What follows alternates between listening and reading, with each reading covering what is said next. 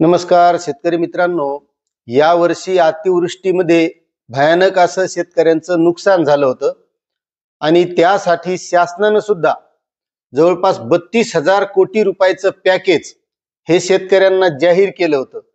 म्हणजे यामध्ये जे काही अतिवृष्टीत शेतकऱ्यांचं नुकसान झालेलं होतं त्या शेतकऱ्यांना नुकसान भरपाई म्हणून हे पॅकेज जाहीर केलं होतं. आता महत्वाचा मुद्दा लक्षात घ्या की याला म्हणतात नुकसान भरपाई.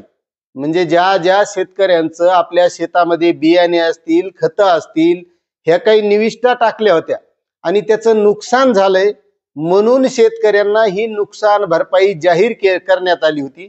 आणि आता जी शेतकऱ्यांच्या खात्यामध्ये येत आहे त्यावरून खरंच त्या शेतकऱ्यांचा खर्च निघतोय का आणि नेमकी ही कोणत्या शेतकऱ्यांना किती भरपाई येईल याचाही काही शेतकऱ्यांना मेळ लागेना. कारण यामध्ये ज्या शेतकऱ्याचं जास्त नुकसान झालंय त्याला कमी नुकसान भरपाई, काही शेतकरी असे त्यांचं कमी नुकसान आहे त्यांना जास्त नुकसान भरपाई. म्हणजे नेमकं शेतकऱ्यांची जी नुकसान झालेली आहे तर याचं मग शेतकऱ्यांना कसा मेळ लागणार. तर महत्वाची गोष्ट शेतकरी मित्रांनो, या वर्षीच्या अतिवृष्टीमध्ये जे शेतकऱ्यांचं नुकसान झालं यासाठी सगळं मंत्रिमंडळ शेतकऱ्याच्या बांधावर गेलं. यायनं सगळं पाहिलं. बरं, यायच्या लक्षात आलं खरंच शेतकऱ्यांचं किती नुकसान झालंय. काही काही शेतकऱ्यांच्या तर शेतात पिकच राहिलं नाही आणि काही शेतकरी असे होते की त्याच्या शेतामध्ये माती सुद्धा राहिली नाही. काही शेतकऱ्यांचे घर वाहून गेले, कोणाचे बैल वाहून गेले, कोणाच्या कोंबड्या बकऱ्या. म्हणजे शेतकरी म्हणल्यावर त्याच्याकडे ह्या गोष्टी असतातच. आणि हे असं सगळं शेतकऱ्याचं नुकसान झाल्यावर या मंत्रिमंडळाची एक बैठक झाली आणि त्या बैठकीमध्ये 32,000 कोटी रुपयाचं पॅकेज शेतकऱ्यांसाठी जाहीर करण्यात आलं. आता शेतकऱ्यांनाही वाटलं किंवा आपली जे काही नुकसान झालेलं आहे नुकसान भरपाईचं पॅकेज चांगलं मोठं आहे आणि त्यामध्ये महत्वाचं हेक्टरी जी मदत जाहीर करण्यात आली होती, जिरायतीसाठी 18,500 रुपये शेतकऱ्यांना मिळणार होते, बागायतीसाठी 27,000 रुपये आणि फळबागेसाठी म्हणजे जे बहुवार्षिक पीक आहेत त्यासाठी 32,500 रुपये असे हेक्टरी मदत सुद्धा जाहीर करण्यात आली. मग आता शेतकऱ्यांनाही वाटलं किंवा आपलं नुकसान झालेलं आहे 18,500 रुपये हेक्टरी आणि याची मर्यादा आहे 3 हेक्टर पर्यंत. म्हणजे जवळपास आता 3 हेक्टरचे शेतकऱ्यांचं प्रमाण हे कमी झाले. 2 हेक्टरच्या आतच जवळपास जास्तीत जास्त शेतकरी आहेत. आता सरासरी कोणताही शेतकरी असला तर हिशोब लावतो, आपल्याला 2 हेक्टरचं जरी नुकसान आलं तरी 37,000 रुपये आपल्याला हे मिळणार आहेत. आणि या 37,000 रुपयामध्ये आपलं जे काही नुकसान झालेलं आहे त्या नुकसानीची भरपाई आपल्याला होणार आहे.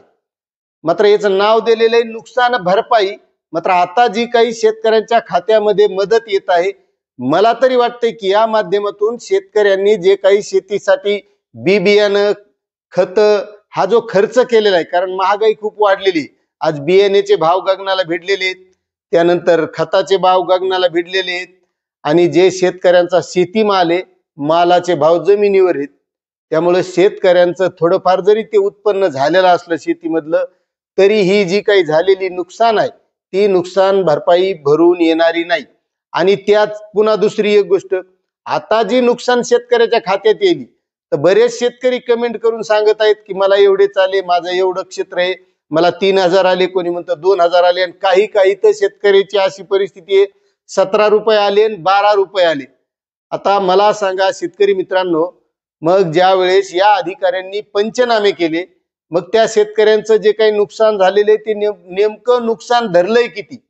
आता सरासरी आपण एका व्हिडिओमध्ये बघितलं आपल्याच की 85 रुपये गुंठा म्हणजे 8,500 रुपये ही नुकसान भरपाई आणि 10,000 रुपये हे रब्बी हंगामाचं अनुदान, असं त्या 18,500 मध्ये विभागणी केली. मग आता 8,500 रुपये हेक्टरी म्हणल्यावर 85 रुपये एका गुंठ्यासाठी येतात. मग आता जवळपास ज्या शेतकऱ्याचं किती गुंठे नुकसान झाले नेमकं त्या तलाठ्यानं त्याची नोंद किती घेतली किंवा पंचनाम्याला तो एखादा कृषी कार्यालयाचा अधिकारी आले असेल त्यानं किती घेतली याचा शेतकऱ्याला काही मिळ नाही. आणि जोपर्यंत त्या शेतकऱ्याचं खरंच किती नुकसान झालं होतं आणि त्याची नोंद किती घेतली गेलेली याशिवाय त्या शेतकऱ्याला मेळ बसणार नाही.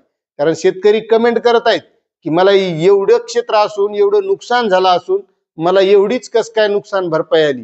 आणि त्यामुळं त्यासाठी तलाठ्याकडे जो काही डाटा आहे त्यांनी जो डाटा सरकारला पाठवलेला आहे की कोणत्या शेतकऱ्याचं किती नुकसान झालेलं आहे हे जोपर्यंत शेतकऱ्याला कळत नाही तोपर्यंत आपलं जे नुकसान झालंय त्याची मिळालेली नुकसान भरपाई याचा ताळमेळ शेतकऱ्याला लावता येणार नाही। मात्र सरकारनं जशी 18,500 रुपये हेक्टरी घोषणा केली होती तशी शेतकऱ्यांच्या खात्यामध्ये आलेली नाही। अगदी तुटपुंची मदत ही शेतकऱ्यांना मिळत आहे आणि यामध्ये जे काही शेतकऱ्यांचं नुकसान झालेलं आहे तर ती नुकसान भरपाई यामध्ये भरून निघणार नाही आणि त्यामध्ये इतर दुसऱ्या गोष्टी काही शेतकऱ्यांच्या जमिनी खरडून गेल्यात तर त्याचा आणखीही मिळ नाही। रब्बी अनुदानाचे शासन निर्णय आलेले आणखी शेतकऱ्यांच्या खात्यामध्ये वितरित झालेले नाही कारण अतिवृष्टीचीच भरपाई आणखी बऱ्याचशा शेतकऱ्यांना मिळालेली नाही। नुसते शासन निर्णय आलेत, शेतकरी वाट पाहत बसलेला आहे। मग आता यापुढे पेरण्या करायच्यात, गहू असेल, हरभरा असेल, मग शेतकऱ्यांनी अशा नुकसानीच्या परिस्थितीमध्ये या पेरण्या कशा कराव्या कारण शेतकऱ्यांना पेरण्या करायचे म्हणलं तर पुन्हा कुठून तरी बाहेरून पैसे काढणं किंवा उधार खतं बी बियाणे आणणं, मग त्याला दुकानदार अव्वाच्या सव्वा भाव लावणार। मग अशी जर परिस्थिती असेल तर त्या शेतकऱ्याच्या जीवनमानामध्ये कधीच बदल होणार नाही कारण शासन घोषणा करतं एक आणि देते वेळेस मिळतात वेगळेच। म्हणून शेतकऱ्यांनी सुद्धा यापुढे जागृत होणं गरजेचं आहे आणि जी काही आपण पारंपरिक शेती करत आहोत तर नुसत्या सरकारच्या योजनाच्या भरपाईच्या जीवावर अवलंबून न राहता आपणही आपल्या शेतीमध्ये काहीतरी वेगळा बदल सुद्धा करणं गरजेचं आहे कारण बापजादेपासून आपण ही शेती करीत आलोत आणि सरकारच्या भावाची असेल, शेतीमालाच्या भावाची परिस्थिती ही जैसे तेलाच आहे।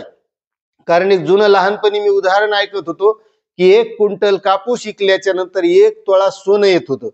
आज सोन्याचा काय भाव आहे आणि कापसाचा काय भाव आहे याचा ताळमेळ हा शेतकऱ्यांनी लावायला पाहिजे आणि त्यामुळे आपण पुढील एका व्हिडिओमध्ये आपल्या शेतीमध्ये बदल करून मारवाडी मानसिकता आपल्याला शेतीमध्ये आणावी लागेल। म्हणजे तुम्ही बघत असताल राजस्थान मध्ये कमी पाऊस पडतो, तिथं वाळवंट जास्त आहे, तरी पण तिथले शेतकरी आपल्या शेतीमध्ये मजेत आहेत, तिथं शेतकऱ्याच्या आत्महत्या सुद्धा होत नाहीत।